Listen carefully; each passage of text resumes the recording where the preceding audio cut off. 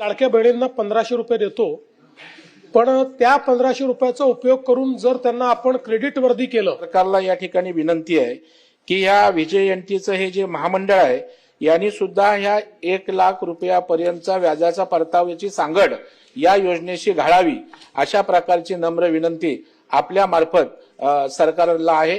सन्माननीय प्रवीण दरेकर साहेबांनी जो मुद्दा उपस्थित केलाय तो अत्यंत महत्वाचा आहे. आपण लाडक्या बहिणींना 1500 रुपये देतो, पण त्या 1500 रुपयाचा उपयोग करून जर त्यांना आपण क्रेडिट वर्दी केलं आणि त्यांना कुठला उद्योग काढण्याकरता जर थोडं अर्थसहाय्य मिळू शकलं तर त्यातनं त्या पैशाचा उपयोग होईल आणि त्यातनं त्या स्वावलंबी बनतील.